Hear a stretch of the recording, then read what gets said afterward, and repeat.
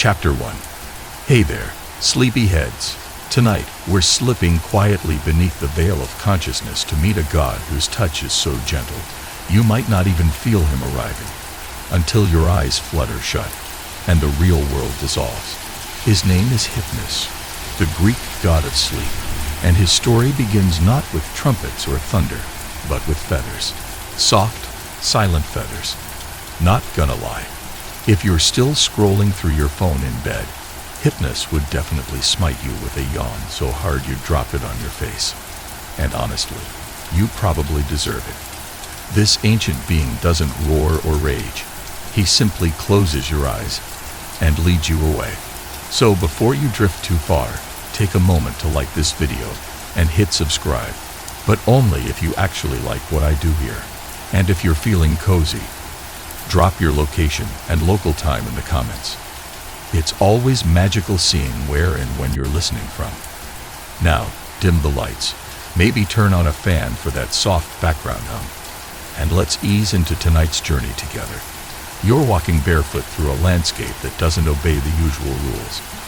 The air is thick but soft, like warm breath on your skin. Light filters through in patches, not quite moonlight, not quite firelight, but something dreamlike. And through the shifting fog, you see feathers, hundreds of them, floating lazily through the air, some as large as your hand, some like tiny seeds drifting from invisible trees. You step forward, but it feels more like you're gliding. Your body moves easily. Your thoughts start to loosen like laces slipping undone. The fog curls gently around your ankles and clings to your shoulders like a cloak. You breathe in, and the scent is strange but calming. Lavender, crushed poppy, and something cool, metallic, like water from a forgotten cave. And then you see him. Hypnos does not stand tall and imposing like Zeus or march in armor like Ares. No, he reclines, always, on a bed of soft shadow, his eyelids at half-mast, like he's constantly halfway between here and somewhere else. His hair drifts behind him as if underwater, dark and glinting with silver streaks, like strands of moonlight. Wings unfurl gently from his temples. Yes, his temples, not his back, and flutter like moths trying not to wake you. There's no booming voice, no commands, only a whisper, not in your ears but in your mind. Rest. You don't remember closing your eyes, but they're shut now. And his hand, cool, smooth, feather-light, trails across your brow.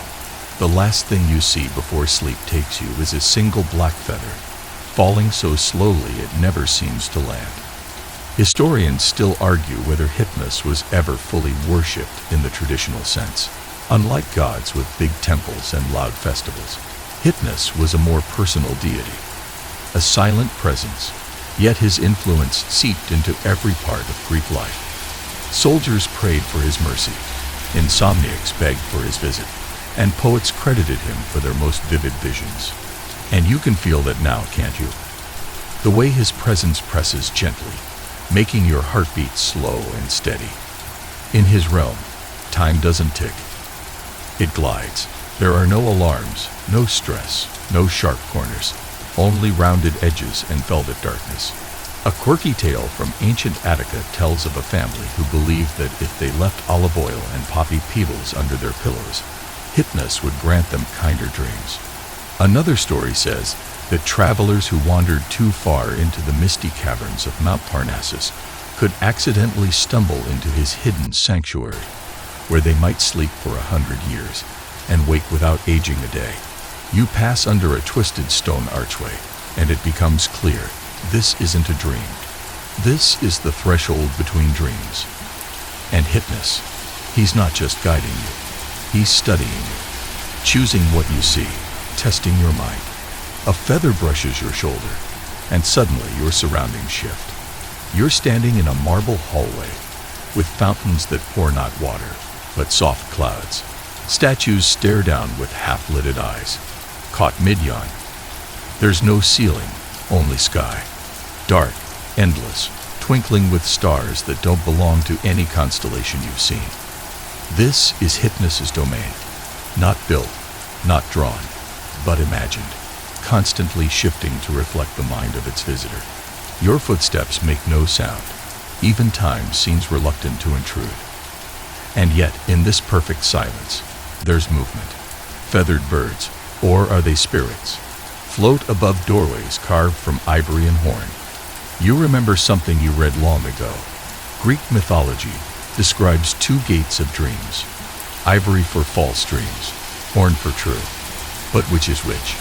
Which door did you pass through? It doesn't matter. Not now. Hypnos has chosen to reveal himself, and that's a rare thing. You come closer to him now. His eyes remain half closed, but you sense awareness. He knows you're here. He wants you to see, to understand. In a slow, almost imperceptible motion, he raises a hand. A black feather floats up from his palm and begins to spin, faster, faster, until it dissolves into shimmering dust.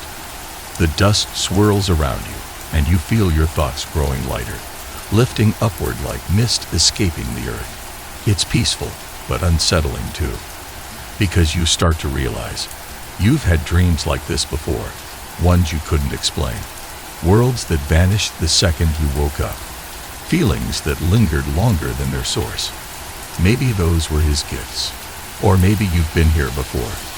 Maybe this is the real world, and waking life is the illusion. You can't be sure anymore, but you know one thing: you never want to leave. And that's the most dangerous thing about Hypnos. He doesn't trap you. He doesn't need chains or spells. He simply makes you want to stay. He wraps you in softness, hums lullabies into your bones, and kisses your consciousness goodbye. And just when you think you'll forget everything else, you feel the brush of another feather. Sleep. Chapter 2. The darkness doesn't feel heavy. It feels warm. Soft. Like wool spun from the breath of clouds, wrapping itself around your limbs, pulling you deeper into Hypnos' world. You are not falling. You are floating. There is no up, no down. Just the pulse of your own heartbeat, slow and steady, echoing through your chest like a distant drum in an ancient temple. And ahead, something gleams. It's not light. Exactly. More like a shimmer on the edge of perception, like the way dreams look when you try to remember them after waking. You move toward it, not by walking, but by desiring. Every time you think about getting closer, you're already there. You pass through curtains that aren't really there, made of mist or maybe memory, and you find yourself standing at the threshold of a massive cavern. And here, dreams begin. The ceiling stretches impossibly high, veiled in shadow, as if it's not a ceiling at all, but the underside of the night sky. Vines of poppy and moonflower dangle from the edges, curling like tendrils of thought. The walls breathe, slowly, deeply. The rock isn't just rock. It's alive with subtle movement, the slow tectonic rhythm of a place untouched by sun or time. In the center of the cavern is a river, not of water, of sleep itself. It flows silently, glittering with the faintest reflections. Fragments of dreams, maybe. Images swirled just beneath the surface. A lion with wings, a child's hand releasing a kite, a woman turning into a tree. You stare, mesmerized. None of it makes sense, and all of it makes perfect sense. This is Leth, the river of forgetfulness. One sip, the stories say, and all your memories fade. No pain, no guilt, no past, just silence. Ancient Greeks believed Leth ran through the underworld, and souls preparing for reincarnation were required to drink from it so they wouldn't remember their previous lives. But here, in Hypnos' domain, Leth is less about punishment and more about peace. Not forced forgetting, just gentle release. Like dropping a heavy satchel you didn't even know you were carrying. You kneel beside the river, cupping your hands. But you don't drink. Not yet. Hypnos is here, reclining again. Not on a throne, but on a bed of moss and feathered petals, his wings tucked neatly behind his head like a pillow. He watches you, eyelids drooping in that signature way, somewhere between curiosity and indifference. You sense that he doesn't care if you drink or not. His realm has no commands, only invitations. Most people don't, he says, though his mouth doesn't move. The words just arrive in your head like thoughts you didn't think. They want to remember what brought them here, who they were. You glance down at the river. It ripples. I remember everything, he adds. A pause. And nothing. Historians still argue whether Hypnos was merely a poetic symbol or a legitimate deity worshipped in early Greece. Some point to the rare sanctuaries and temples where sleep was used for healing. Temples that treated dreams not as nonsense, but as divine messages. Others suggest Hypnos was too passive, too ephemeral to attract active cult followings like Zeus or Athena. But maybe Hypnos wanted it that way. Maybe sleep is meant to be private, not proclaimed. You rise from the riverbank, and the world shifts again. Now you're in a vast circular chamber, filled with hanging lanterns that don't emit light but shadow. Shadows that twist and curl upward like ink dropped in water. Each one holds a dream. You walk through them like curtains, brushing against people's secret hopes and hidden fears. One shadow flickers. An old man reunited with a son long gone. Another trembles. A soldier who dreams he never went to war. Another pulses. A child who dreams of flying, but always wakes just before liftoff. You inhale, and it's like taking in a dozen stories at once. The emotions sharp and raw, but fleeting. Everyone leaves pieces of themselves here. Hypnos murmurs, still not moving. Even the gods. You think about that. Even the gods need sleep. Even the all-powerful Olympus has its quiet places, its vulnerabilities. There's a story, you remember, of Hera herself coming to Hypnos, begging for his help. She needed Zeus distracted, lulled into sleep so she could meddle in mortal affairs. Hypnos agreed, but only with hesitation. You don't trick the king of gods lightly. And yet he did. Twice. But that's a story for another time. For now, you drift deeper. You notice that the dreams floating through the chamber aren't just passive. Some reach for you. They stretch smoky tendrils toward your arms, your face. You feel the flicker of their longing. But Hypnos lifts a hand, barely a twitch, and the tendrils recoil. They aren't for you. Not yet. You're still mostly awake, he says softly, still tied to the surface. You frown. Then why bring me here? His lips curl, the first real expression you've seen. Because you asked. You don't remember asking. But maybe you did. Maybe your restlessness whispered across dimensions. Maybe your tired thoughts tugged on the edges of dreams, and Hypnos heard. He rises, not fast, not slow, just, eventually, and walks toward you. His wings brush the sides of the chamber, scattering the shadows. He's not tall, not imposing, but his presence is absolute. You're here now, he says, and you're not sure if it's a statement or a promise. So come further. You take a step forward, and the ground disappears. You don't fall, you float. The world dissolves into soft feathers, like someone spilled the inside of 1,000 pillows into the stars. You spin slowly, and as you drift, the last thing you see is Hypnos, watching you, his wings fluttering gently, eyes heavy-lidded but knowing. And suddenly, you realize, you've never left your bed. You never moved at all. But you've been deeper than dreams. Chapter 3. The feathers settle. They float around you in slow spirals, like snowflakes that forgot how to land. You blink, once, twice, and the scene reforms. Not with logic, but with rhythm. Hypnos is rhythm. Now you're standing in a room that has no walls, only drifting veils of sleep. They sway with your breath, changing color. Pale blue when you're calm, soft gold when your curiosity stirs. The floor is moss, cloud, something between. And Hypnos is here, reclining again, but this time with tools laid before him. Not weapons, not scrolls. but things that feel like metaphors made solid. A thread of silver so fine it trembles in the still air. A shallow dish of black water that never ripples. A handful of feathers, white, gray, and one dark as a starless sky. He plucks one gently, and with that single stroke of his finger along the feather shaft, you see the dream unfold. Not your dream, someone else's. A young sailor, rocking in his ship as waves roll high, crying out to a mother he hasn't seen in 10 years. He calls her name, and the dreamscape reshapes to show her. Arms open, hair long, smile cracked by time. The sailor runs to her, and just before he touches her, just before he finds out whether it's real or memory, the dream dissolves. Hypnos lets the feather fall. Another floats upward to take its place. You've just watched him at work. He is not the god of sleep by title alone. He is its architect, its artisan. And suddenly, you understand something. Sleep is not just shutting off. It's design. It's structure. Hypnos doesn't give dreams. He builds them.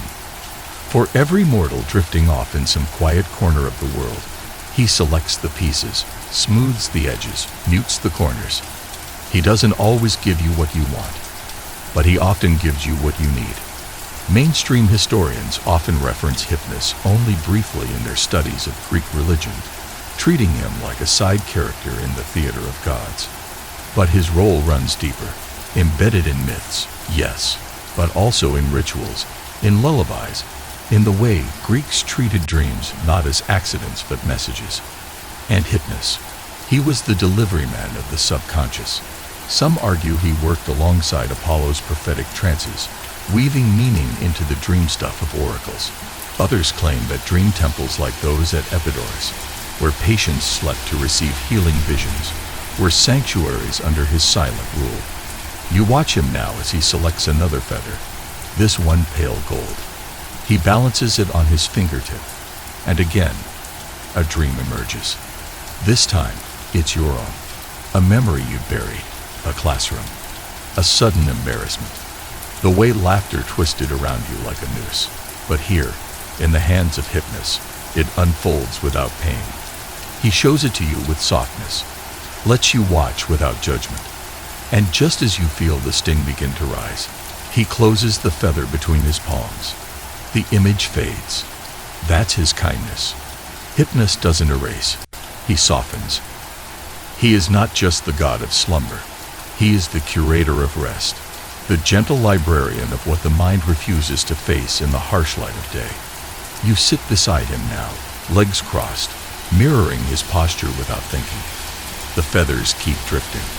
Some pulse with light, some darken as you watch. He does not speak, but the silence between you is full of meaning, of memories, of dreams not yet dreamt. A small bird lands near him, a wren or something like it, but its feathers shimmer like glass. It opens its beak, and no sound emerges. Instead, a thin ribbon of silver mist coils upward. Hypnos lifts it, inspects it, then folds it into a nearby feather. Another dream story, another night completed. Where do they go? You ask, finally. He turns to you. His eyes are older than mountains. Nowhere, he replies. They stay here. You blink. All of them. He nods. Every dream ever dreamt. Every half-formed thought. Every image seen just before waking. I keep them. You try to imagine the weight of that. The sheer volume of human minds leaking into this place. And yet, nothing here feels heavy. I forget most of mine, you admit. His lips twitch, almost a smile. You remember enough. A quirky belief from later Hellenistic periods suggested that Hypnos lived in a cave surrounded by poppies and night-blooming flowers, hidden from the sun.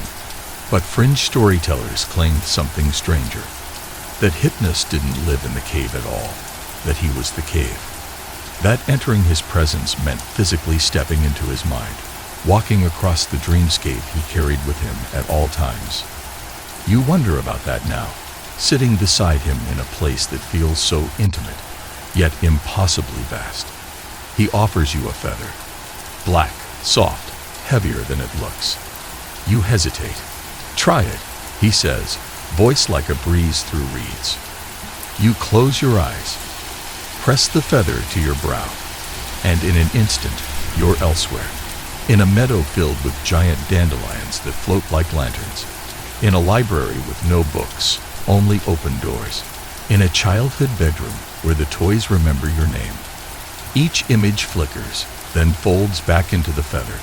You return to him, heart a little lighter, eyes a little softer, and you realize this is what he does, night after night, soul after soul. He doesn't judge, he doesn't pry. He simply touches, and in doing so, helps people let go. You don't know how long you've been here. Time is irrelevant. All you know is this: you're not afraid of your dreams anymore, because you've seen who makes them. And he is gentle. Chapter 4. Somewhere behind you, though directions no longer hold meaning, you hear the low rush of wings, not the sweeping grandeur of a storm or a bird in flight. These are temple wings, thought wings, the kind that move not air, but intention. You turn, slowly, because time here lets you, and find Hypnos no longer alone. A figure approaches through the velvet haze, gliding rather than walking. You know instantly this is not a mortal, nor even a vision conjured by Hypnos's feathered dreams. This being has shape, but not entirely substance. Shoulders swathed in soft shadow, feet barely touching the ground, eyes so dark they seem to pull you inward. It's Thanatos, death. And he looks a lot like his brother. Identical, in fact, twin gods birthed from the same primordial stream. Sons of Nyx, the night itself, and brothers to so many other unknowable forces. Doom, blame, strife. A family reunion you wouldn't exactly RSVP to. But Thanatos isn't here for you. Not now. The two brothers face each other, not speaking, not touching, but understanding. One brings eternal sleep, the other temporary rest. They nod. The air between them tightens, just for a moment, like the pause between the inhale and the exhale. And then Thanatos turns, dissolving into a shimmer of pale gray, gone before your heart can beat again. People confuse us, Hypnos murmurs, reclining once more as if nothing happened. But we are not the same. You nod, though you're not sure if you agree or if you want to agree. They look so alike after all. One feather could mean a nap, another, forever. But that's the thing with Hypnos. He's not here to frighten you. He's not even here to comfort you, really. He's just present. And in a world that moves too fast, where dreams get crushed beneath emails and bus schedules, that's rarer than it should be. In ancient Greek plays and poems, Hypnos and Thanatos were sometimes depicted as twin spirits, gently carrying the bodies of fallen heroes from battlefields. They didn't steal souls. They escorted them. The sleep of death wasn't something to fear, just another place to go, just another version of stillness. One fringe tale whispers that Hypnos once refused to take a soul when Thanatos insisted. The mortal hadn't finished dreaming, he said. The dream was important, necessary. So he stood his ground, and for one strange night, death waited. Whether that story ever existed in real mythology, or was just passed around quiet fires by nervous villagers is up for debate. But it feels true here, doesn't it? You drift again, hypnotically, like a feather caught in a current, and the cavern changes shape. Now you're in a narrow hallway, lined with stone statues. Each one is asleep, not frozen, not lifeless, sleeping. Their chests rise and fall with barely perceptible rhythm. Their eyes twitch with dreaming. One clenches and unclenches a marble fist. Another smiles, just faintly. These are the sleepers who stayed, Hypnos says from behind you. You whirl, but he's still lounging far across the room, impossibly distant. And yet his voice is beside your ear. They chose this, he continues, because waking hurt too much. You feel a shiver, not of fear, but of recognition. How many times have you wanted to stay asleep? To stretch that last lovely dream just a few more minutes? To escape one more chore, one more heartbreak, one more headline? They're not prisoners, he adds, reading your thought like it's written across your forehead. They simply rested too long. You walk past the statues slowly. One looks like a woman in armor, still gripping her sword. Another like a child curled in a blanket of moss, all dreaming, all at peace. But you wonder, can peace be too much? Historians still argue whether the ancient Greeks saw Hypnos as a passive god or a dangerous one. In early Orphic traditions, he's portrayed almost like a gatekeeper between consciousness and oblivion. A few fringe texts even describe secret cults that sought to stay in Hypnos' realm permanently, forever adrift in sleep, unreachable by the waking world. Your hand brushes one of the stone dreamers, and the surface feels warm, not like marble at all, like skin flushed with memory. You almost call out, but then you stop. This isn't your dream to wake, not your story to disturb. Further down the corridor, you find something else. A doorway. But it's not made of stone or ivory or anything physical. It's a shape in the air, shimmering, twitching like a thought half-formed. You step toward it, and Hypnos' voice sharpens. Not angry, just firmer than before. That path is not for you. You pause. Yet, he adds, more gently. You back away. The doorway shivers once, then vanishes. And you understand. There are deeper levels of his realm, places only for those ready to see themselves fully. Maybe that's where Thanatos lingers. Maybe that's where dreams and memory blur entirely. But for now, you are still among the soft places, still safely in Hypnos' keeping. You return to him. He offers you something strange. An olive branch dipped in silver, wrapped with red thread. You take it, and instantly, the walls fall away again. Now you're in a field, under stars so close they feel like fruit you could pluck. Poppies sway in waves around you, their petals brushing your knees. A breeze sighs across your skin, smelling of sleep and rain, and the moment right before tears fall. And Hypnos walks beside you, no longer reclining, no longer a watcher, just a presence, a friend. You won't remember all of this, he says quietly. You nod. You know. But the feeling will stay, he adds. And that's when you understand his true gift. Not dreams, not visions, not even sleep itself, but the feeling of peace, the weight lifting from your chest, the silence inside your mind where the noise used to be. He places a feather in your hand, not black, not white, but midnight blue with flecks of silver like stars.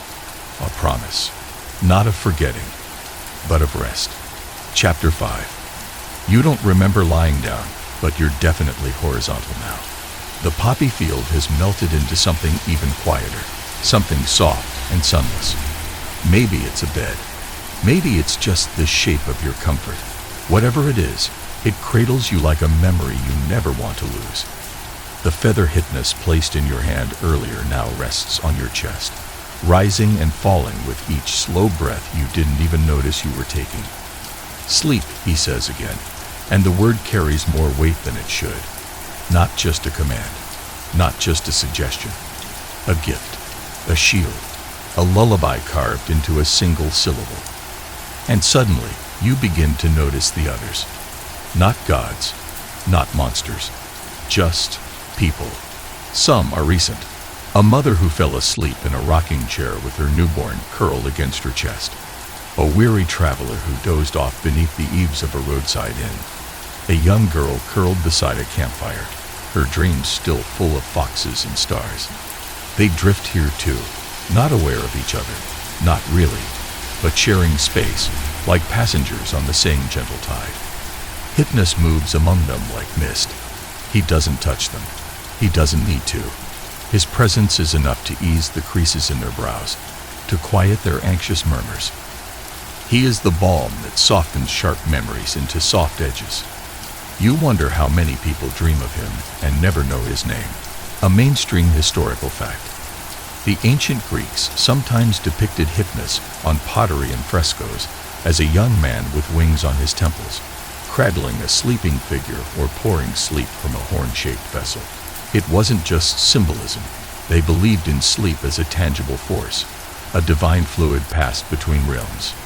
And you start to wonder, is this what he pours into the world? Not dreams, but the conditions for dreaming. He walks beside you now, as the dreamscape subtly shifts again. You're back in that vast, open chamber from earlier, but this time the hanging shadows have changed.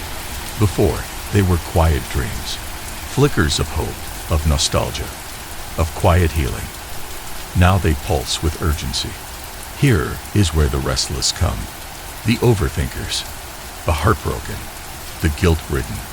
Each shadow here is tangled, thicker, more volatile, and Hypnos, ever patient, moves through them the same way he did before, selecting feathers, balancing dreams, dispersing the static. You watch him adjust a shadow that was shaking violently, and with one small flick of his finger, it calms. Not vanishes, just softens, like a sob into a sigh. Some minds fight, he says to you. You nod. You felt that fight. The refusal to rest. The battle to stay conscious. The guilt of stillness in a world that glorifies hustle. They think they'll miss something, he continues. They think rest is surrender. He picks up a red feather, scarlet, almost angry in hue. He turns it slowly in his fingers before brushing it across a shadow. It sparks, for just a moment, then dissolves. And maybe it is, he says, but only to the noise. A fringe tidbit you may not have heard. In certain esoteric Greek sects, dreams were considered a sacred battlefield. Nightmares weren't just bad luck or indigestion.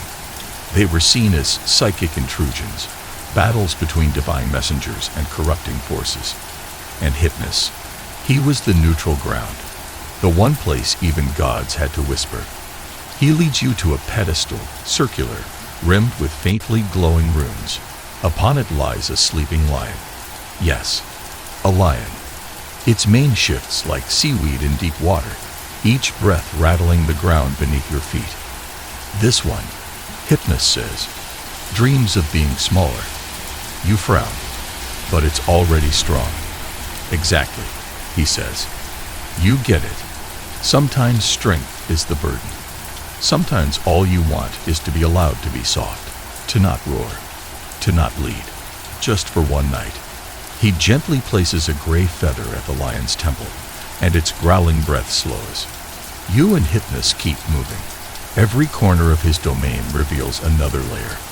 A staircase of glass spirals up into nothing. A mirror reflects not your face, but all the faces you've ever imagined being. One room contains only silence, so dense it hums.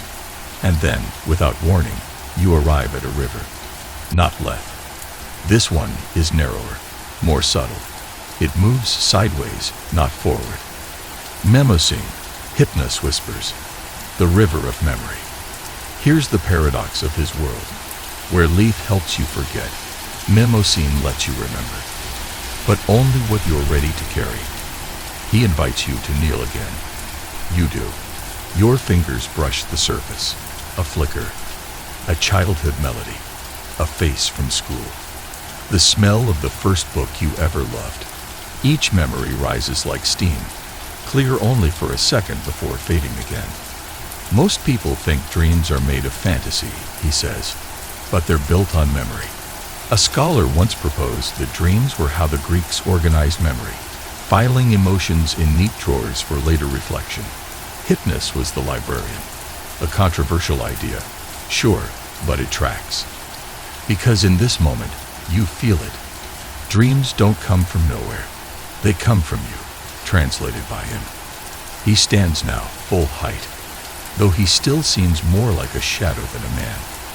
You followed him this far, and you know instinctively you're about to go further. You step forward, and again, the world changes. You're no longer in a cave or a field or a chamber. You're in a bed. Your bed. Your back, sort of. The ceiling above you is familiar. The blanket has the same tear in the corner. But there's something different about the air. Lighter, quieter, as though some invisible static has been turned off.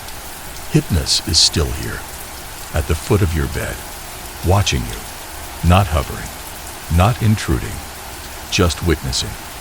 You'll wake soon, he says, a small tilt to his head, but I'll be nearby.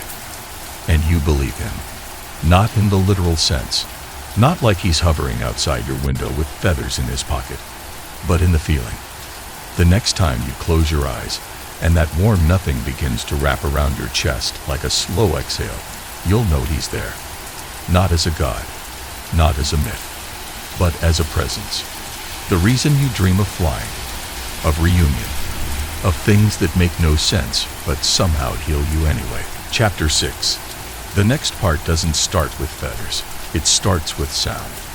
A low hum, distant and deep. Not mechanical. No engines here. This is the hum of ancient thought, of syllables that were spoken once and never again, still reverberating through Hypnos' endless realm. You stir, not from discomfort, just awareness. There's movement now, a change in the air. You sit up, not in your bed, though you could have sworn that's where you just were. The fabric beneath you has changed. It's velvet, maybe, or cloud again. There's no furniture, no walls, no distinction between floor and sky. Everything around you is shimmering, lightless, colorless, but shimmering, like the world is made entirely of exhaled sighs. And then Hypnos appears again. But this time, he's not reclining. He's pacing. His robe trails behind him like fog drawn across a lake. His wings twitch. His brow is furrowed, slightly, but enough to make you notice. For a god who embodies calm, he seems agitated. Or maybe focused is the better word. You followed his gaze. There, in the center of this shifting space, is a circle of stone, flat, carved with symbols that move when you're not looking directly at them. Floating just above it is a shape, a swirl, a knot of dream stuff so tightly wound it pulses like a heartbeat. He gestures to it. This is a tangle, he says. You approach. The knot flickers, casting faint shadows that twist and tremble. And as you look closer, you realize it's not just dream. It's emotion, rage, grief, longing, regret, all wound together into something heavy. Someone's nightmare, you guess. He shakes his head. Worse, he says softly. A dream denied. You pause. Denied. He nods. Sometimes people bury their dreams, push them so deep they begin to rot. They stop visiting me. They stop sleeping deeply. And this is what they leave behind. You glance at the knot again. It moans, ever so slightly, like something once beautiful choking on itself. Can you fix it? Hypnos tilts his head. Maybe. He steps forward, and with a breath, just a breath, he begins to unwind the tangle. And as the strands loosen, visions pour out. You see a young man sketching blueprints in candlelight, a woman tearing up unsent letters, a child hiding a drawing under the bed, afraid it's not good enough to show. Every fragment that unwinds is someone's dream, once vibrant, now curled in on itself. They gave up, Hypnos murmurs, but the dream didn't. It stayed alive, barely, twisting in sleep, trying to reach the surface again. Historians still argue whether Hypnos was just metaphor, an embodiment of mental processes, or something more. Some point to dream incubation rituals at the Asclepian temples, where supplicants slept on sacred ground hoping to receive healing dreams. Others believe Hypnos was invoked only in poetry, not worship. But these tangled knots say otherwise. They suggest he did more than observe. He intervened. He helps the last strand unravel, and the final image spills out. A dream of dancing. Not on a stage. Not in front of anyone. Just in the dark, barefoot, to music no one else can hear. He cups the vision gently in his palms, then releases it. It drifts upward like pollen caught on a breeze. That one's free now, he says. You want to ask how many tangles he's untied over the centuries, how many he hasn't. But he's already moving again. He leads you to a new chamber, if it is a chamber. The architecture here doesn't follow rules. Stairs rise into nowhere. Arches bend backwards. Doors open inward into dreams you remember from childhood. One creaks open, and you see a classroom where no one notices you're naked. Another, a hallway that never ends. You close that one quickly. This is where nightmares bloom, Hypnos says, with no trace of shame. No torchlight. You joke, a weak smile. He smirks, sometimes, but even nightmares deserve care. And here's the twist you didn't expect. He doesn't destroy them. He tends to them. Not to encourage them, but to understand them. He prunes them gently, like overgrown vines. He soothes their sharp edges. He listens to them scream, then asks why. Nightmares, he believes, are just dreams in pain. A quirky ancient belief once claimed that nightmares came not from Hypnos, but from his sons, the Oneiroi. They lived behind two gates, one of ivory, one of horn. Dreams that passed through ivory were false. Those from horn, true. Some ancient texts suggested Hypnos guarded both gates, choosing what to allow through. Now, watching him work, that idea feels true. You find yourself beside one of the horn gates now. It pulses faintly, as if listening to your breath. You want to go through, he says quietly. You do, but you hesitate. What's on the other side? He shrugs. Whatever you most need to see. He fades slowly, like steam from a morning cup of tea. And the last thing you feel is a single feather brushing your temple. You smile in your sleep. What's on the other side? He shrugs. Whatever you most need to see. That's not comforting. Still, your hand moves forward. But before you touch the gate, Hypnos places a feather against your shoulder. Midnight blue again. And instantly, the gate disappears. You're not ready, he says, not unkindly. You nod.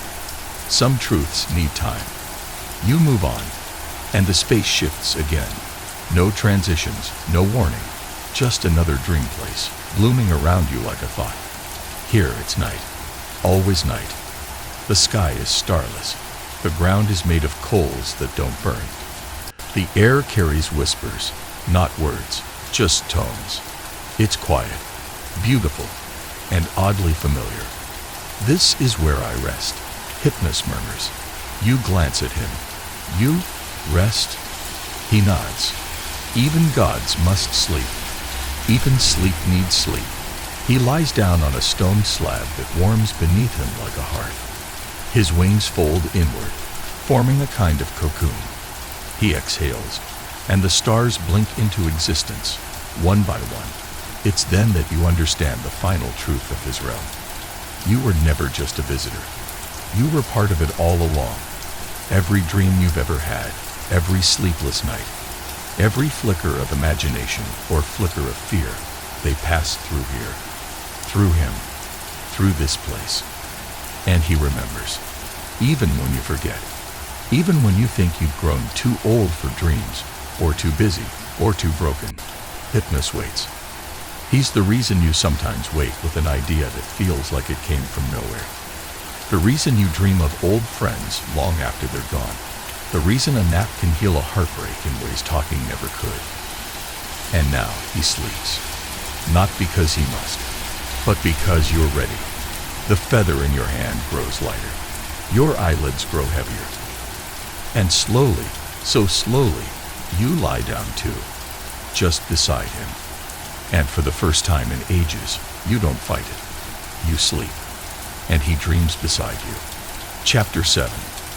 There's something strange about the silence now. Not empty. Full. Like a stage, just before the curtains lift. Like the moment between thunderclaps, when the world pauses to listen. It's a silence heavy with promise. You blink. Or maybe you dream that you blink. Either way, the world around you begins to glow, not with light, but with memory. Threads of silver arc through the air, weaving in and out of each other like constellations tracing the walls of your skull. You're in a different part of Hypnos' realm now. Not the place of rest, not the nightmare garden. This space hums with an entirely different energy. This is the archive of unfinished dreams. And you can feel them all. Not see, not hear, but feel. Like dozens of tiny sparks brushing against your skin. They're warm, faintly pulsing, and each one is a dream someone almost had. The invention never imagined, the love letter never written, the apology never spoken, even in sleep. They gather here, Hypnos says, his voice drifting lazily from behind you, waiting. Waiting for what? For you, he replies. For anyone. He stretches out his hand, and one of the silver sparks zips into his palm. It flutters like a bird caught mid-thought. This one, he murmurs, belongs to a child in Athens, too afraid to sleep. This was the dream that almost formed. And then, gently, he places the spark into your hand. You feel a rush, like standing at the edge of a cliff at sunset. The dream unfolds in your mind. A flying chariot, wheels made of seashells, pulled by glowing dolphins. Laughter echoes behind it. Someone's joy, someone's story that never got told. And then, poof, it vanishes. But it was beautiful, you say. He nods. All dreams are, when they're allowed. A mainstream historical fact. In ancient Greek healing temples, particularly those devoted to Asclepius, patients would undergo a ritual known as incubation, where they'd sleep in sacred chambers to receive divine dreams. Sometimes those dreams would offer healing. Other times, they'd simply reveal what the dreamer already knew, but had buried too deep to access. Hypnos, though not the god of healing, was often invoked quietly in these rituals, not for answers, but for access. Why do so many dreams stay here, you ask? He sighs, and the entire realm seems to inhale with him. Because people interfere, they second-guess, they smother, they don't let the dream finish. And here's where the real heartbreak lies. Most of the unfinished dreams aren't big, grand things. They're tiny, tender, a wish to say, I'm sorry, a hope to try painting again, a hunger for something soft in a hard world. Fringe myth says Hypnos once tried to leave his realm, just once, tired of being overlooked, dismissed, replaced by the roaring gods of war and lightning. He tried to step into the mortal world, but he couldn't stay long. People didn't notice him, didn't believe. He returned quietly, disheartened, but more determined than ever to protect the unspoken parts of their hearts. You walk deeper into the archive. The walls here aren't solid. They ripple like wind against silk. Each ripple reveals something brief, a sliver of a person's longing. You see a girl dreaming of becoming a sailor, a man dreaming of forgiving his father, an old woman dreaming of her first kiss, long ago in the back of a vineyard. And then you see yourself, or rather, a version of yourself. You're standing in the middle of a snowfield, arms outstretched. You're younger, or maybe older, hard to tell, but you look peaceful, whole, as if whatever version of life you lived in that dream worked. You blink, and it's gone. What was that? You whisper. One of yours, Hypnos says simply. And that's the strangest part of all. He doesn't embellish. He doesn't try to sell you on the dream's meaning. He simply shows you what you almost gave yourself. Can I have it back? You ask. He shakes his head. It was never gone. You just forgot to make space. You want to cry, but nothing hurts. It's like sorrow has been distilled down into something gentler. Nostalgia, maybe. There's a long pause, not awkward, just suspended. And then the archive dims, folds inward, and vanishes like a deep breath released at last. Now you're standing in a grove, not mythic, not grand, just peaceful. olive trees, dappled moonlight, crickets, the scent of earth and soft things. You look up, and the moon is massive, not silver, not gold, but bone white and covered in feathers. It's him. The entire moon, right now, is Hypnos. He stretches across the sky, wings tucked in sleep, cradling the entire dreamscape like a god-sized blanket.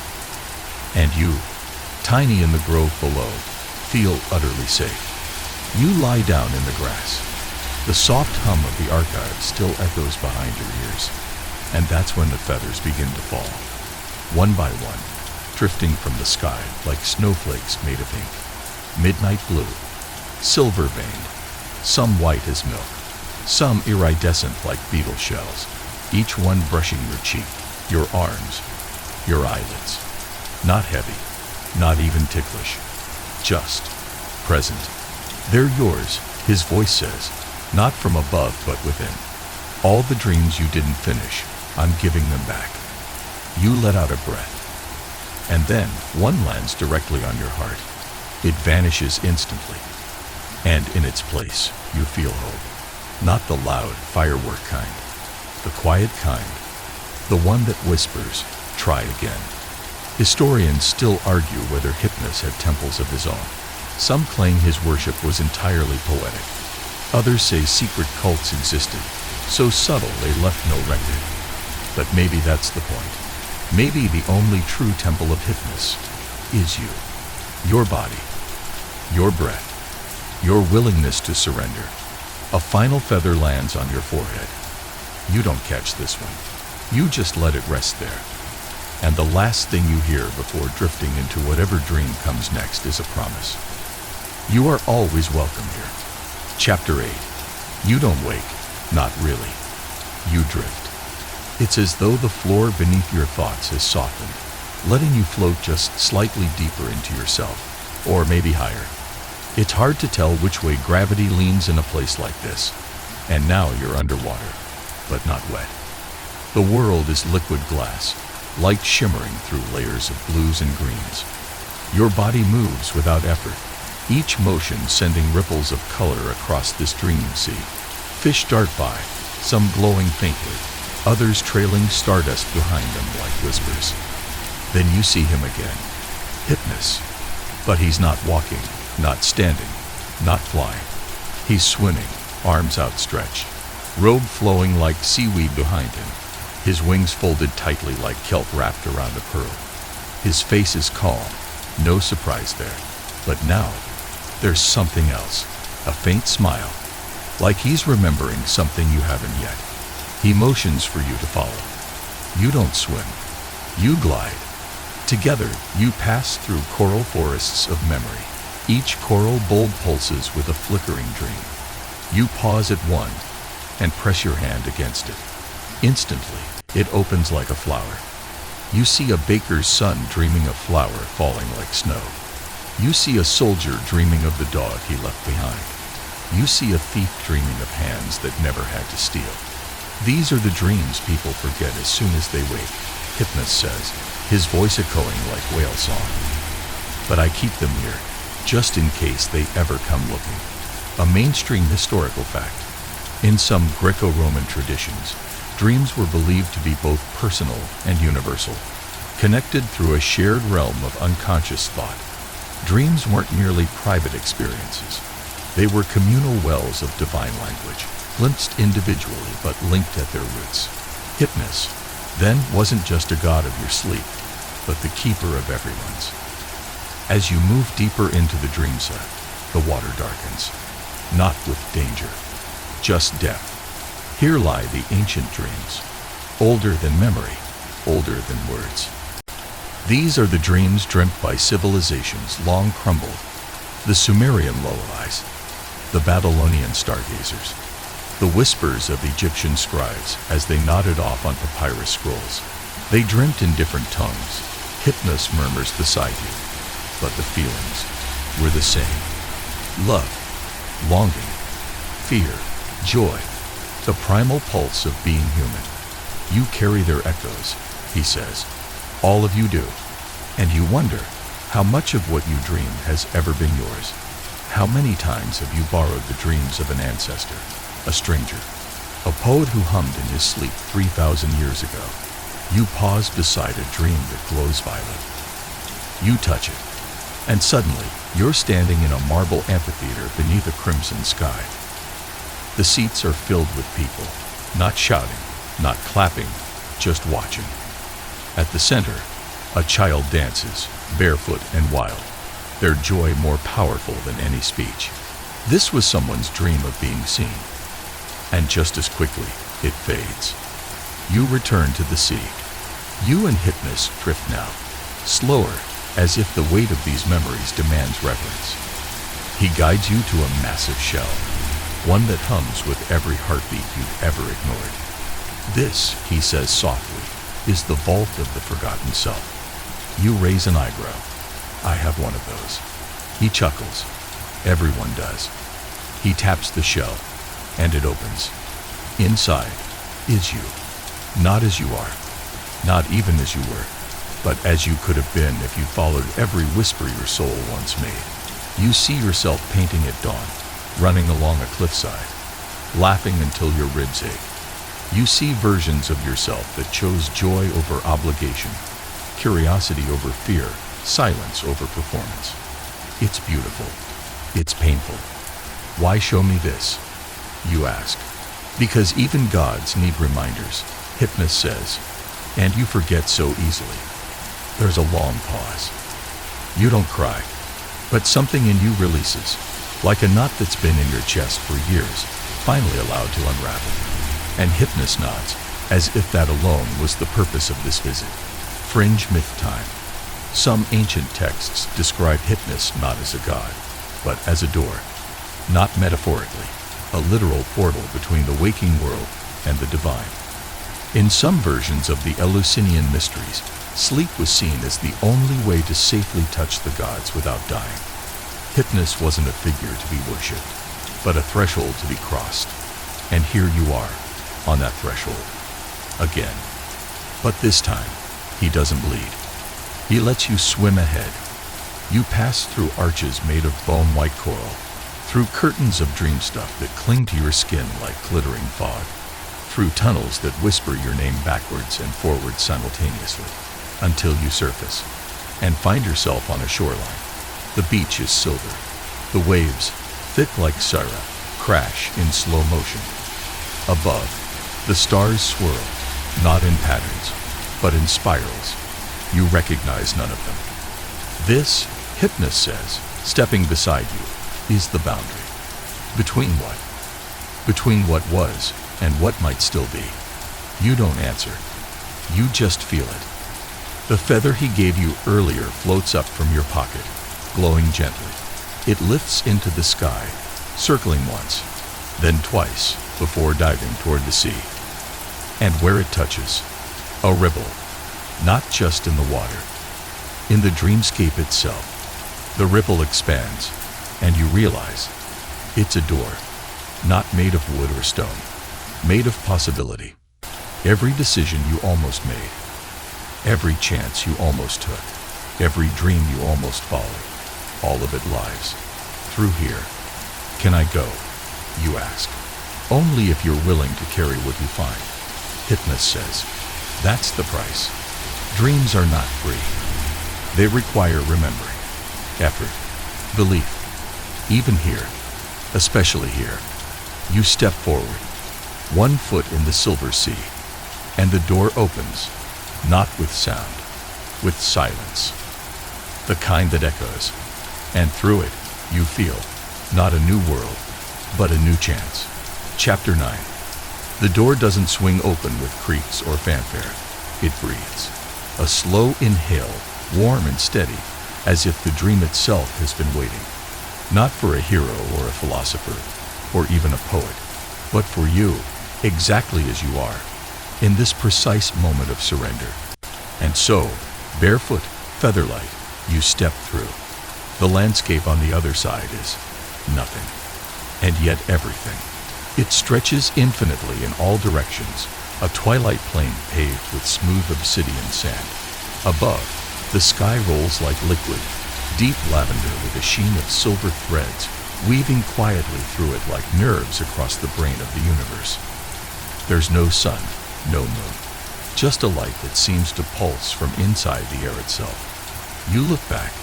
The door is gone. Hypnos, however, is not. He stands beside you, his wings folded in front of him like a tired raven tucking itself in for the long dusk. This place, he says, is not mine. You blink. It isn't. No, he answers softly. This is yours. He gestures across the void. Every dreamer has one. Most never find it. Some are too afraid to look. But those who arrive here, they carry a special kind of weight. You take a hesitant step. The ground beneath your foot is soft but firm, like velvet mixed with memory. Each footfall leaves no mark, yet something about the space remembers you. You keep walking, and slowly, the blankness starts to shape itself. First, faint colors blush through the distance, then forms. Towers made of stitched-together music notes, forests where the leaves whisper secrets from your childhood, mountains shaped like your grandmother's hands. You pass a river made of second chances.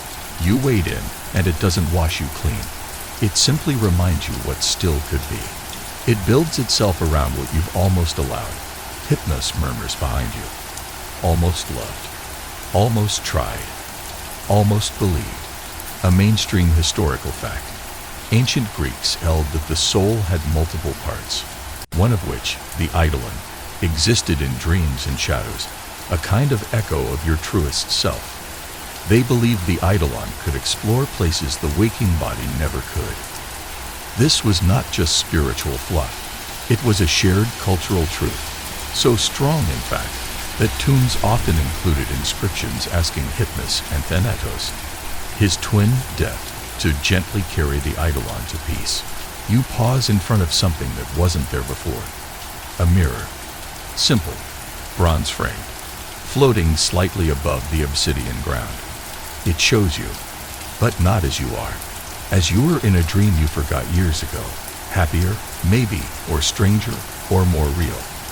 There's a shimmer around your eyes. You're holding something in your hands. You look closer. A feather. Of course. But not Hypnos. Yours. This entire time, he hasn't just been guiding you through his world. He's been leading you toward the realization that your dreams, your sleeping mind, your longing and your letting go, they create realms too. Fringe myth says that when Hypnos fell in love with a mortal once, a nameless sculptor who whispered his own dreams into stone, the god left behind a single black feather beneath the man's pillow each night. By the time the sculptor died, he had enough feathers to build wings in his dreams. He never once fell again. You reach for the mirror. It doesn't resist. And when your fingers press against the surface, it ripples. Not outward, inward, and pulls you through. You're falling. Or are you flying? The sensation is somewhere in between. A free fall of emotion, memories, thoughts you never finished thinking, sentences you never said. You pass through layers of past selves, one clutching a crayon, one holding a secret, one kissing someone and laughing too hard to breathe. Then, finally, you land. Not on the ground. On a bed. Your bed. No, it's made of clouds again. But this time, there's weight to it. Not heaviness. Presence. You sit up. Hypnos is there. He looks older. Not with wrinkles. With knowledge. The deepest part of sleep, he says, is not silence. It's integration. You tilt your head. What does that mean? He shrugs, like someone about to explain an impossible joke. It means you don't come here just to rest. You come here to become. Become what? Whatever's next. You lie back. The bed cradles you. Above, stars begin to draw themselves into constellations that only you can read. Not lions or bears or cups, but symbols pulled from your life. A scribble you made in 3rd grade. The pattern on your first blanket. The shape of your favorite cloud. This is your dream sky, built by you. allowed by him. Historians still argue whether Hypnos had siblings beyond Thanatos. Some myths mention children, the Oneiroi, gods of dreams. But there's debate about whether they were literal, metaphorical, or just poetic inventions used to explain the chaos of unconscious thought. What remains consistent is that Hypnos never stopped creating. Whether it was sleep, dreams, rest, or restoration, he was always in motion, even when still. Now, lying beneath your own sky, you begin to feel something new. Integration. The child in you settles into the adult. The fear in you holds hands with the courage. The questions in you stop needing answers just for a moment. And you begin to drift again, not into deeper sleep, but into a sleep that remembers. You remember the dance of the stars in Hypnos' eyes, the weightless archives of unfinished dreams, the garden where nightmares were loved, not feared. You remember the sea made of time, and the door that braved. And you remember, most clearly, that moment you touched the mirror and saw yourself, not as broken or small or lost, but as dreaming, always dreaming. The feather returns now, not to fall, to rise. It lifts gently from your chest and begins to float above you. It catches the starlight, and suddenly it splits, not in two, but into infinity. Every dream you've ever had, scattering upward like fireflies. Chapter 10. The moment your eyes close this time, you're not just sinking into sleep, you're diving deep, past the waves of the dreamscape, past the archive of unfinished dreams, past the shimmering mirror realms. You arrive in a place both vast and intimate, like stepping into the heart of a memory that's too big for words. This is the Dreamweaver's loom. Here, threads of gold, silver, and midnight blue stretch endlessly in every direction, crisscrossing and intertwining like the most complex spiderweb you've ever seen. Each thread pulses softly, vibrating with the weight of countless stories, hopes, fears, and forgotten promises. Hypnos appears beside you, his wings spread wide like a great velvet curtain. Every dream ever dreamt, he says, is woven here. You reach out and touch a thread. It feels alive beneath your fingers, warm and electric. And these threads, you ask, are connected to us. He nods. To your soul. To the souls of all who have slept, dreamed, and dared to hope. You follow one thread with your eyes. It twists and turns, looping around stars and dipping into shadows, finally coming to rest in a small flickering flame. You trace it backward and forward, feeling the pull of the lives it represents. A mainstream historical fact. The Greeks believed in the Moirai, or fates, three sisters who wove the destinies of mortals and gods alike. While they controlled the thread of life, Hypnos realm reminds you that dreams might just be the threads of potential, the places where fate can be nudged, rewoven, or even unraveled. You pull a thread lightly, and suddenly it unravels, revealing a hidden scene. A young poet struggling to find the perfect words, a lost lover reaching across time, a child hesitating at the edge of a forest. Is this where creativity lives? You ask. Hypnos smiles, eyes gleaming. Creativity is a dream you're willing to chase, even when the world says no. You reach for another thread. This one hums softly, and as you tug, the colors deepen and twist into a dreamscape of vivid blues and fiery reds. You see shadows dancing, shadows of your own fears, doubts, and failures. But here's the curious thing. The shadows aren't chasing you. They're part of the tapestry, woven tightly with light. Fringe myth says Hypnos once challenged the Moirai themselves, suggesting that dreams held power beyond fate. While the fates spun and cut, Hypnos wove possibility, a secret pattern that could, if only for a moment, rewrite destiny. You glance down at your hands and realize you're holding strands of the loom, threads tangled between your fingers. You're not just an observer. You're a participant. You tug gently, and a ripple courses through the loom, sending waves of light and shadow flowing outward. Hypnos watches you with a gentle, almost amused expression. Most fear this power, he says. But you are learning.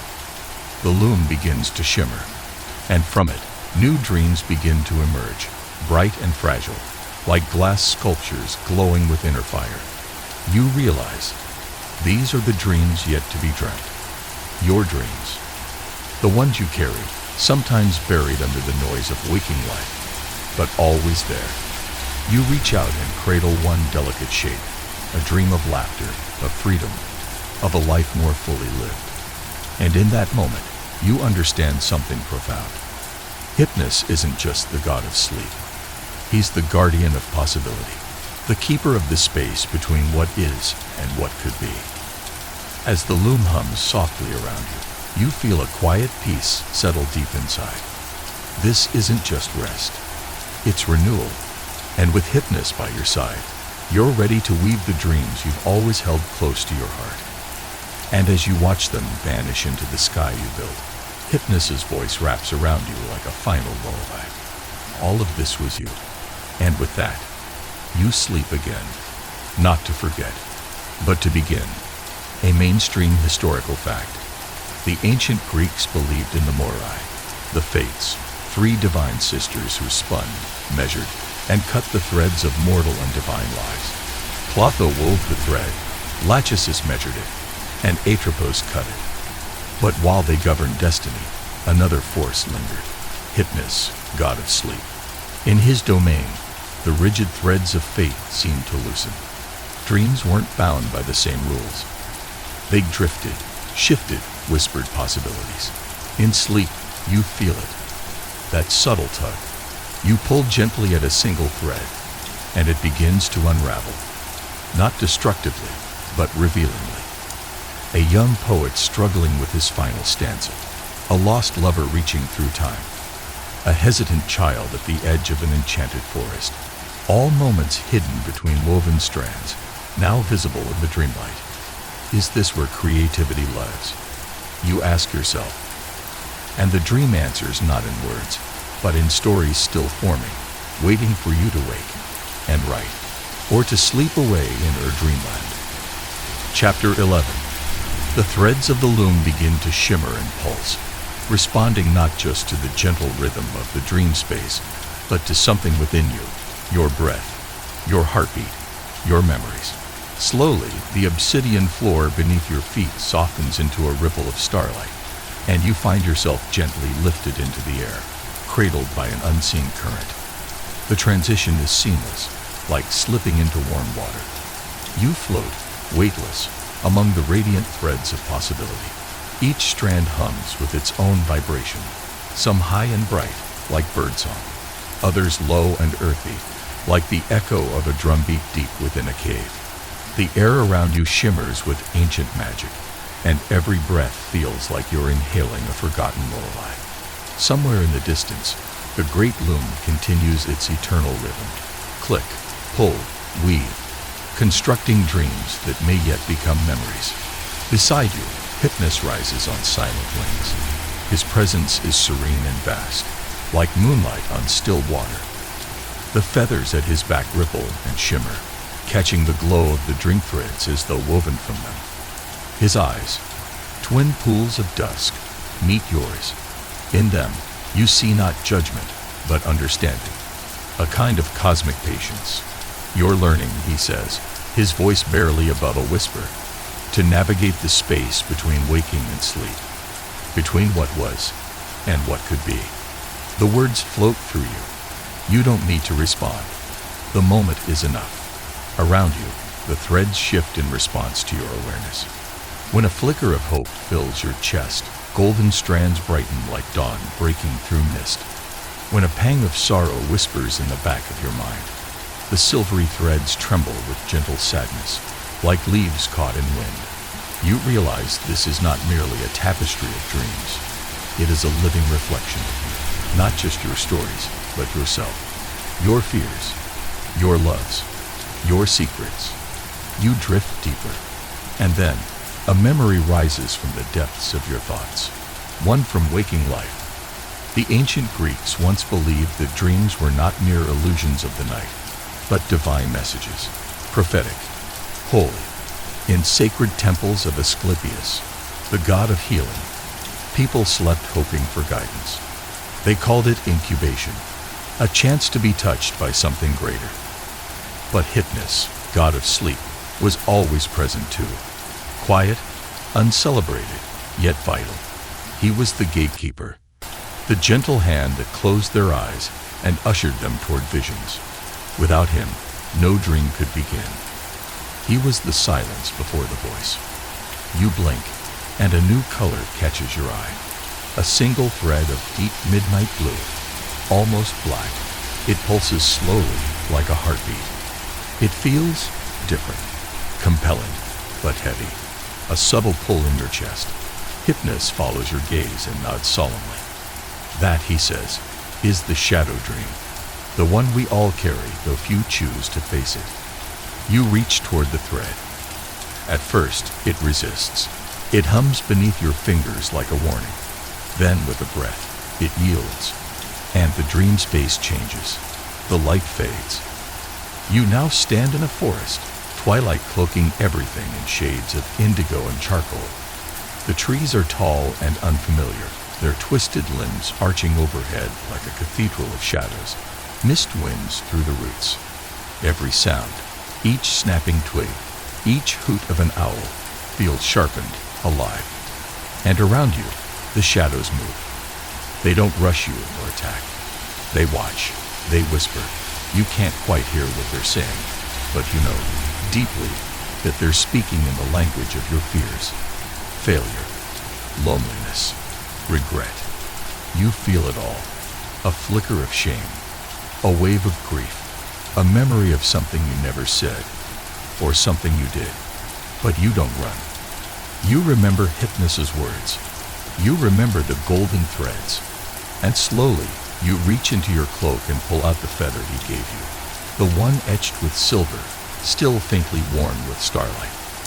You raise it high. The forest doesn't vanish. It doesn't turn to light. Instead, it softens. The shadows peel back, revealing shapes within. Your younger self, crying quietly behind a door. A person you hurt, offering forgiveness. A door you never opened, now gently creaking open of its own accord. These dreams were never meant to punish you. They were meant to show you what still lives inside. With each breath, the forest becomes less hostile. The mist glows slightly now, tinged with gold. The air feels calm, whole. Hypnos lands beside you once more, his wings folding gently. Even in darkness, he says, there is clarity. Even in fear, you can find your way. You look down at the feather in your hand. It is no longer just a gift. It is a key. And within the pocket of your heart, you feel something shift. A quiet courage. Not loud or defiant, but rooted. Still. You return, slowly, to the loom. The dream space welcomes you again. The threads await your touch, and as you pass your fingers over them, they respond like harp strings, singing your return. You are not the same as when you arrived.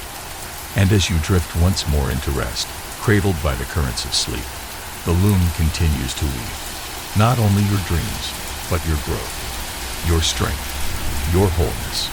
And somewhere, in a space between one breath and the next, a feather floats gently through the dark.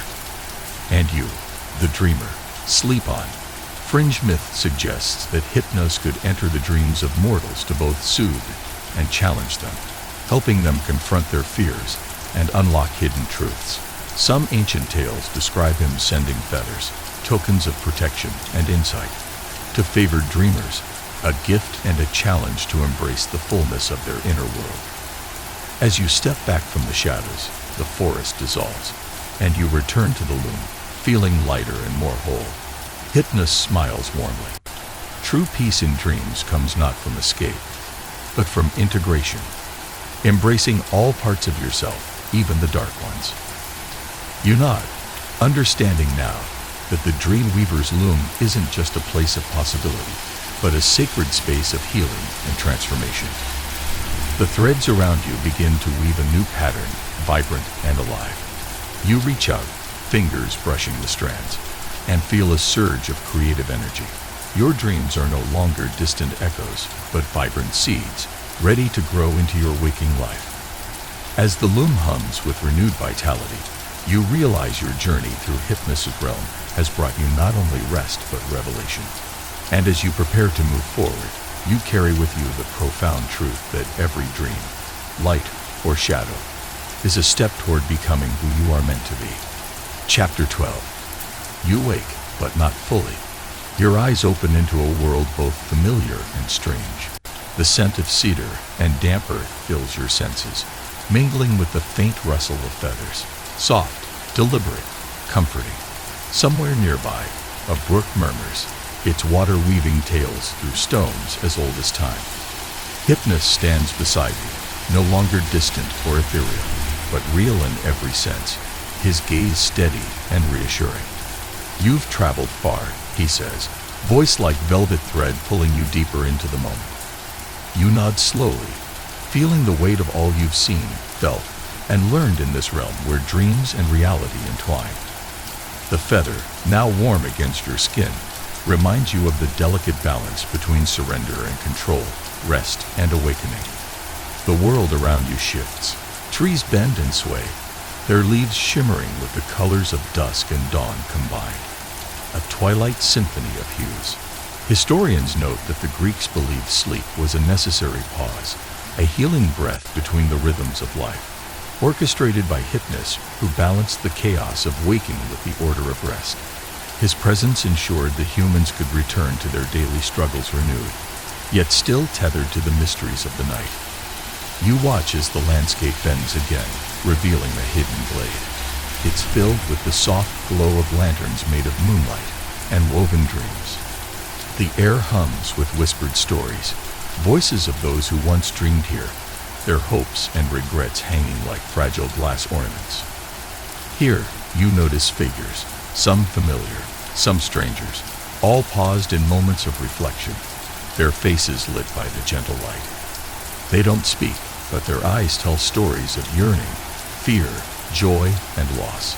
Each one is a fragment of the vast mosaic of human experience that Hypnos tends with quiet care. A fringe belief holds that Hypnos had the power not only to induce sleep, but to mediate the boundary between life and death. In some myths, he was seen as a benevolent guide for souls departing the mortal world, easing their passage with the softness of dreams. This dual role deepens the reverence for sleep as a sacred liminal space, neither fully life nor fully death. As you walk among the dreamers, you feel an overwhelming sense of connection, not just to them, but to every life that has ever paused under the watchful eyes of Hypnos. You reach out to touch one of the lanterns. Its glass is smooth and cool beneath your fingertips, but it pulses with a warmth that's not heat, something older, something living. The moment your skin makes contact, the lantern blooms with golden light, like a firefly remembering how to glow. And then the memories come, not as words or images, but as sensations, soft, aching, beautiful. You feel the wind from a childhood hilltop, where you once stood arms wide, laughing at the sky. You hear the hushed voice of someone long gone, whispering a promise into the hollow of your neck. You taste the crisp air of a moment when everything felt perfectly still, not dramatic, not triumphant, just peaceful, a moment you didn't realize mattered until now. Each lantern you pass seems to hold one of these fragments, not dreams, exactly, but echoes, soul memories. The pieces of your life that shape you without you even knowing. Regrets softened by time. Joys you thought were forgotten. Choices made by instinct that still ripple through your being. You lift the feather in your hand. It stirs, not from wind, there is none, but as if sensing the energy of the place, as though awakening to its purpose. And in that instant, a realization begins to settle over you like stardust. This isn't just a feather. It's a symbol, a key, a calling. Hypnos is offering something deeper than rest. He's offering a role not given lightly. A guardian of dreams, a steward of the spaces between thought and sleep, between hope and fear, between forgetting and remembering. You turn to him. He stands beneath a great willow tree made of smoke and starlight, his wings half folded, his gaze steady but kind. In this realm of shifting mists and timeless quiet, his presence is the one constant, a lighthouse in a sea of sleep.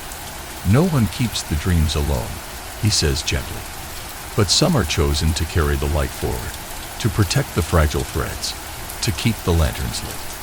You glance at the glowing orbs floating gently above the forest floor. Each one flickers with a story, a soul, a wish. To be a dreamkeeper, he continues, is to hold space for others, to remember when they forget, to shelter the stories that have no place in waking life. You hesitate, not from fear, but from reverence. You understand now, this is no whimsical journey, no idle vision. It's a path, a devotion, and it carries weight. But it also carries something else, something unmistakable. Understanding that sleep is not a weakness or an escape. It is essential, not just for the body, but for the soul.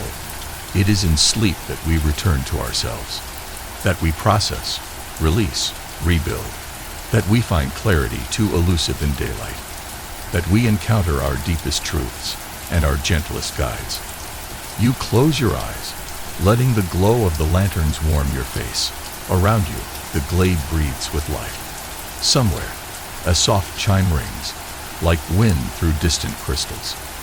The feather pulses once more, and this time, it does not simply stir. It unfolds. One by one, other feathers begin to drift down from the dream sky above. White, silver, ash black, iridescent. Each one lands near a lantern or floats past your shoulder like a soft greeting. They are tokens, you understand, left by others who walked this path before. Other dreamkeepers, other guardians of the night. You're not alone, and you never will be. The glade begins to shift, not dissolving, but softening, like fog giving way to morning. The lanterns don't go out. Instead, they rise slowly into the sky, one by one, becoming stars, returning to their rightful place above the world. You feel yourself being gently lowered back to the earth, back toward the edges of waking. But something is different now. The feather remains in your hand, glowing faintly, the warmth of memory and meaning still fresh within your chest. You kneel for a moment in gratitude, not to Hypnos, but to the dream itself. To the chance to see more clearly, to feel more deeply, to carry the light back.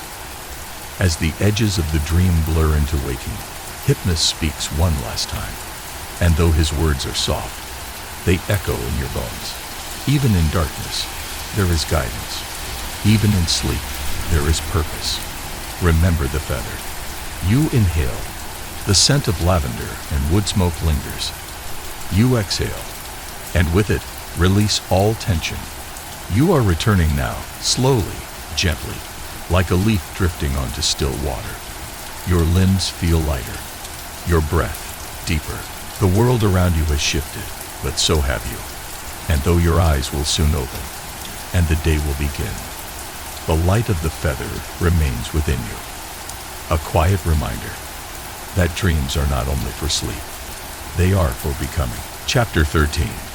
You drift deeper into this waking dream, feeling the weight of your journey pressing gently on your chest, like the softest feather settling into place. It doesn't burden you, it centers you.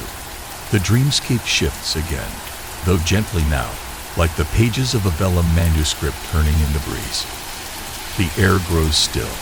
The stars above you dim, replaced by an amber glow that rolls in like dawn. But it's not morning. Not yet. The ground beneath your feet is smooth, warm, and lit from within, like ancient marble soaked in light. A new scene unfurls. A circular arena, quiet but charged. You are not alone.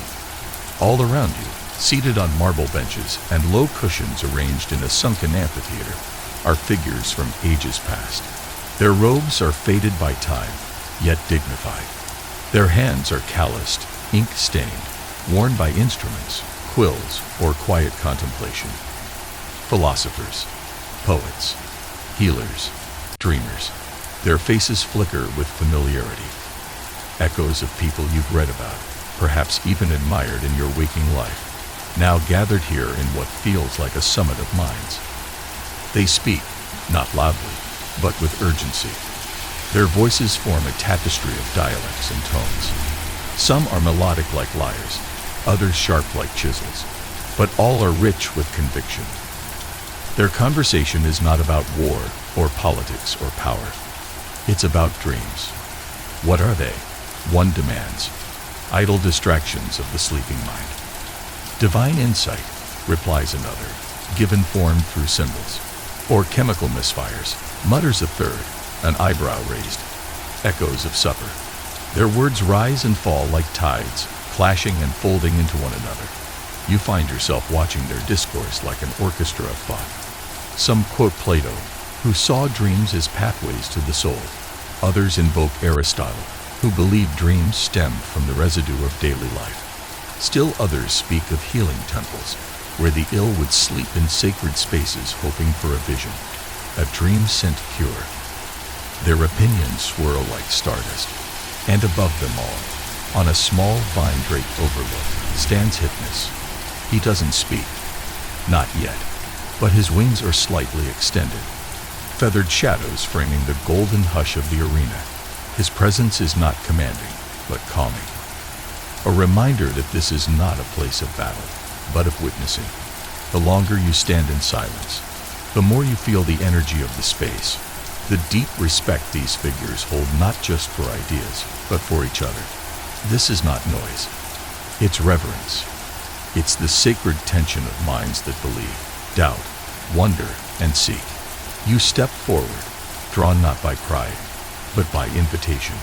The feather in your hand warms. Suddenly, Hypnos speaks. Not loudly, but everything stills. Dreams, he says, are neither holy truth nor illusion. They are the space between.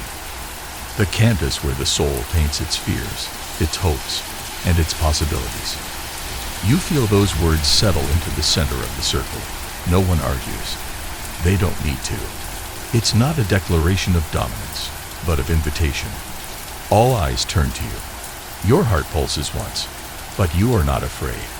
You are ready. You lift your voice, not to convince, but to contribute. You are all right, you say, and yet incomplete. Dreams are mirrors, sometimes warped, sometimes perfect. They reflect not just what we are, but what we might become. They hold memory, prophecy, fear, and invention in a single thread. A hush follows. It's not silence, it's reception. And then something softens. The dreamscape shifts again, not with a jolt, but with a deep, peaceful sigh. The arena melts into a garden. Sunlight filters gently through branches of olive, and figure the philosophers now sit in clusters, some reclining, others walking slowly beneath flowering trees. Debate has become conversation. Tension has given way to reflection. This is the gift of the dream, not always to answer, but to soften the edges of conflict and make space for shared wonder. You sit among them, and the conversation continues, now less urgent, more human. Someone reads poetry aloud. Someone else hums a lullaby from a distant coast. Two former rivals laugh quietly over a shared memory from centuries ago. This is how dreams heal, by bringing minds together, by holding opposites in the same light. You gaze at the feather again. It pulses gently, no longer a question, but a certainty. You're not here to choose sides. You're here to witness, to keep the threads intact, to carry the stories, even the contradictory ones. A mainstream historical truth settles into your thoughts like a final chord. The ancient Greeks lived in this tension, between belief and doubt, between gods and logic, between the waking world and the dreaming one. And in that liminal space, they created philosophy, myth, science, and song. As the garden dims once more into a soft glow, you feel yourself returning. The figures begin to fade like morning mist, but they do not vanish. You carry them now. Chapter 14. The garden dissolves gently, like morning mist retreating beneath the slow golden bloom of dawn. The air shifts, warmer now. It carries the scent of wild thyme and honeycomb, as if the world is exhaling in slow satisfaction after a long dream. You feel yourself move, not with footsteps, but with stillness, lifted and carried on unseen winds, currents made not of air, but of memory. A soft bell rings in the distance. It doesn't chime so much as hum, a low, lingering note that echoes in your bones, as though the world is calling you inward. Beside you, Hypnos walks, barefoot over nothing. His robe, once ink black and starlit, now shimmers in soft twilight hues, lavender, silver, and deep plum. His wings, those elegant feathers that once swept wide with celestial strength, seem gentler now, as if touched by the dust of centuries, still mighty, but softened by all the dreams he's ever held. You've traveled far, he says, in that barely-there voice of his, like silk brushing the inside of your thoughts. But there is one place he had unseen. You look toward where he gestures, and the dreamscape changes once again. Gone are forests and gardens, no temples of light or battles of ideas. Before you now stands a vast temple, carved not from stone but from moonlight and shadow. Its surface ripples faintly like old glass, and its towers rise like smoke caught in the moment before it disperses. At the threshold, two statues stand guard, identical, though you swear they shift as you look at them. One smiles softly, the other weeps. You step across the threshold. Inside, the silence is absolute, but not empty. It feels like standing in a library after closing hours, where every book still remembers it was once read. The Hall of Forgotten Dreams. Here, the air is cool and thick with the scent of old parchment, cedarwood, and candle wax. You can hear the faintest flutter of fabric, though no wind moves. Along the towering walls hang tapestries, woven from threads of black, silver, and faded gold. They shift subtly, alive in some quiet way, as if breathing. Each tapestry hums, not loudly, but like a heartbeat you only notice when everything else goes still. You approach one, and just as your fingers draw near, it flickers. An image appears, your own face, younger, full of fire, whispering a promise into the night sky, a dream of doing something that scared you, a hope you let go of before it had a name. The feather in your hand stirs, growing slightly heavier, as if it remembers this moment, even if you did not. Hypnos watches silently, his hands folded, expression unreadable. When he speaks, it's softer than ever. These are not failures, he says, only echoes, forgotten, not lost. A mainstream historical fact comes gently to the surface of your memory. In ancient Greece, dreams were considered sacred messages, but if they were not remembered upon waking, they were seen as warnings left unread, or wisdom left unopened. This hall, this sacred place, feels like what those messages might have become, kept safe, watched over, even when forgotten. You move through the hall slowly. Each tapestry reveals something different. A childhood wonder, the belief that anything was possible. A forgotten friend's voice, calling your name in laughter. A fleeting image of a road never taken, but still paved in your heart. You begin to see not just your dreams, but others. Dreams from centuries ago. A mother in ancient Athens dreaming of a better life for her son. A healer in Delphi dreaming of a cure no one believed in.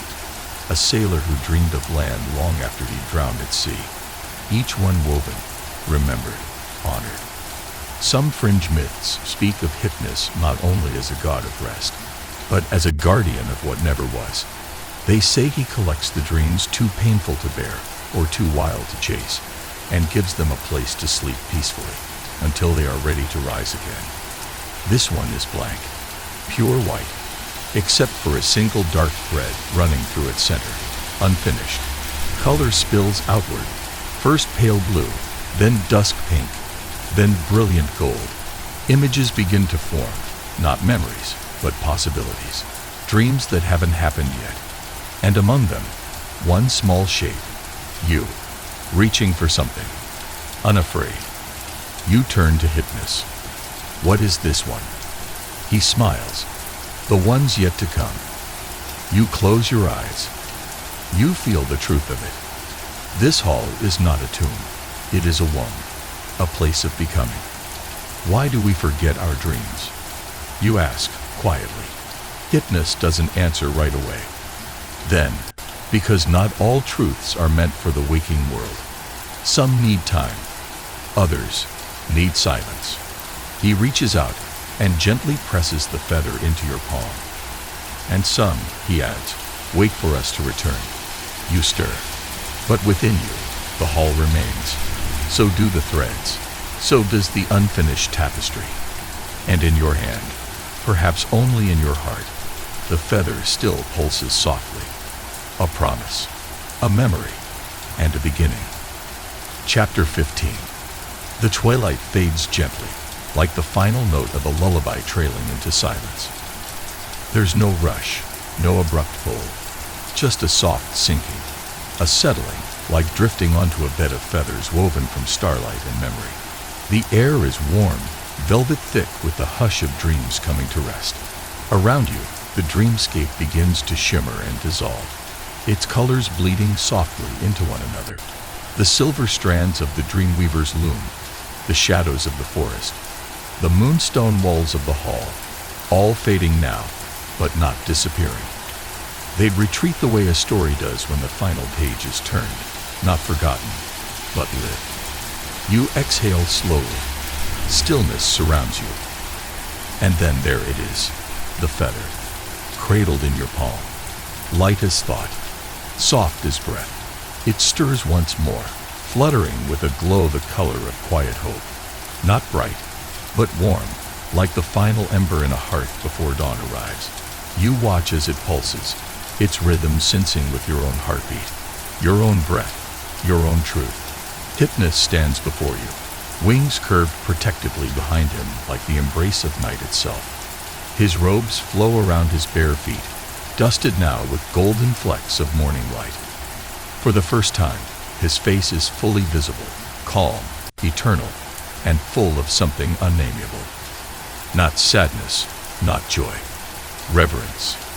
You have journeyed well, he says, voice like wind through tall grass. You have walked through memory, through shadow, through possibility. And now, you return. You nod, but you don't want to let go, not entirely. There's a softness here, a weightless wisdom, a clarity only dreams can offer. Hypnos tilts his head, his gaze meeting yours. Remember this, he whispers, sleep is not escape, it is pilgrimage, a sacred voyage through the hidden chambers of your mind and soul. There you find not just rest, but renewal, healing, creation, and sometimes transformation. His words fall like dew on thirsty earth, and suddenly you see it, your journey laid out like a vast mosaic. The loom, the glade, the forest of shadow dreams, the battle of minds, the temple of forgotten visions. Every step threaded not with fantasy, but with purpose. These were not just places in your imagination. They were mirrors. Dreams do not invent truths. They reflect them. You breathe in deeply, and it's as if the very air carries memory. Lavender from the glade, pine from the forest, old parchment from the hall, each scent reminding you, you were there. You journeyed through these sacred places within yourself. A mainstream historical truth surfaces. In ancient Greece, Hypnos was a figure of both mystery and necessity. To sleep was to hand yourself over, not only to rest, but to the divine. Dreams were glimpses of truth, prophecy, sometimes even madness. Shrines and temples devoted to sleep, incubation chambers, invited the gods to whisper into the minds of the willing. Some feared Hypnos, others sought him like a lantern in the dark. And now, you know why. It is real, a part of you now. Fringe tales whisper that Hypnos still wanders the edges of sleep, that he brushes the cheeks of dreamers and tucks feathers beneath their pillows when the world becomes too heavy. That if you find such a feather, real or imagined, You have been touched by him. You close your eyes one last time. There is no fear, only stillness, only peace. And in that peace, something lifts. The feather, now light as air, rises slowly from your hand.